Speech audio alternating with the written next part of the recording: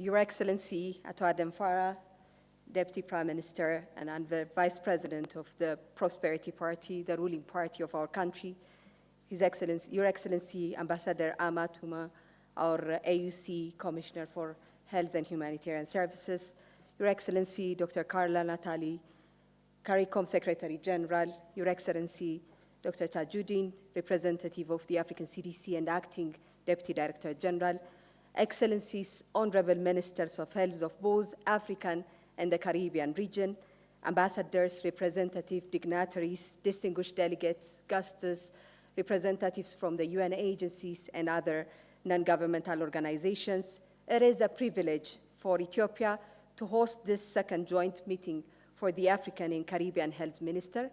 This is building on the foundation of the first joint meeting at the World Assembly, the historic CARICOM African Summit, and that summit affirmed the commitment to write a new chapter that we remind that African and Caribbean solidarity still exists. Our region, bound by history and resilience, have faced common challenges.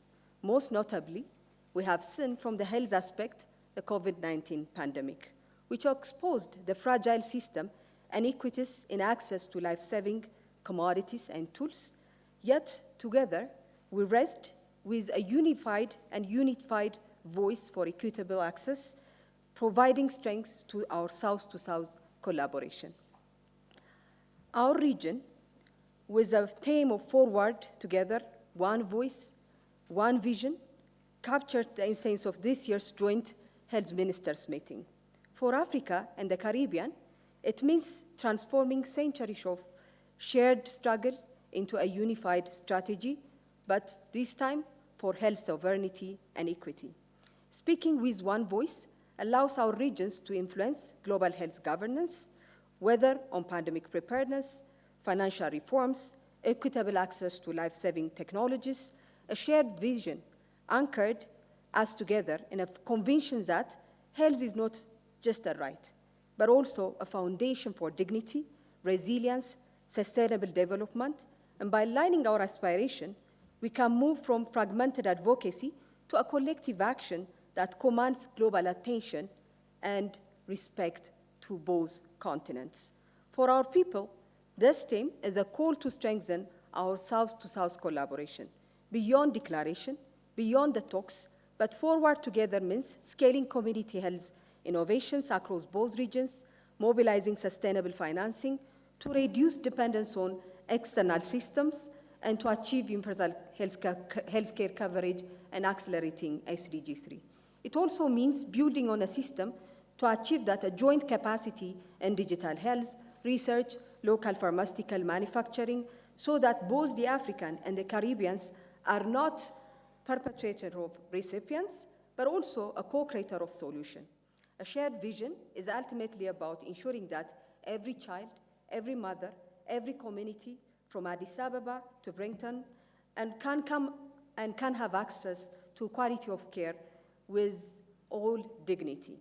Africa, through the Agenda 2063, healthy and well-nourished citizen, and the Caribbeans through the Regional Strategic Framework of 2019-2025, share an aspiration to really grant our community with health and well-being for all.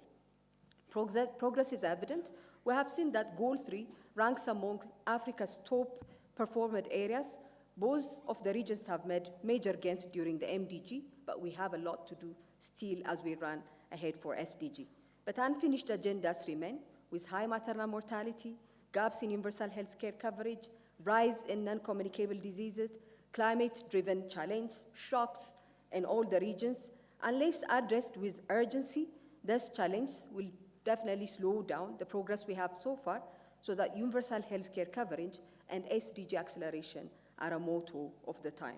Excellencies, this gathering is not just a ministerial meeting for us. It is a platform to act together, to come together, and strengthen primary health care, building on Ethiopia and other African countries and continents talking about primary health care, but also the health extension program of Ethiopia, programs of the Caribbean primary health care model, which are also very instrumental, mobilizing sustainable financing through fair global reforms and increased domestic investment, building on climate resilience health, ensuring access to essential medicines, shock-responsive medical services, invest in innovation and manufacturing, pooling the capacities we have together from the two continents.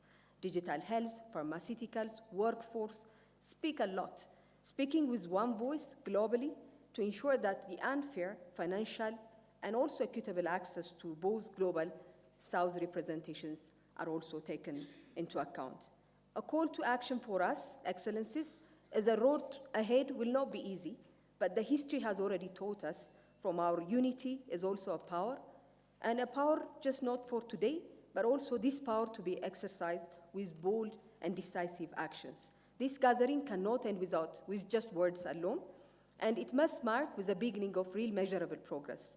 Robust African-Caribbean strategic partnership is not just about advancing universal healthcare coverage and achieving SDG 3, but it's about reclaiming the voice and asserting the global health equity will not be realized without having a leadership of the Global South.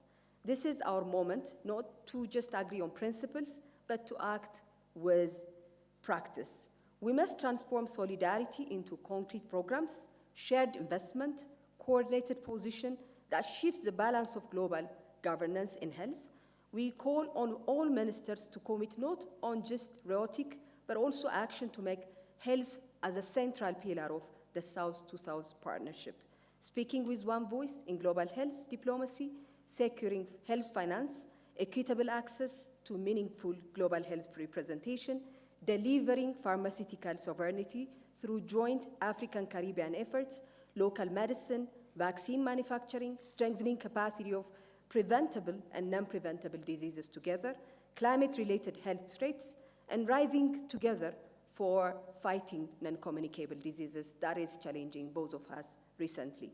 Excellencies, the world is watching, and the people of Africa and the people of Caribbeans are watching us as ministers of health and all representatives in here.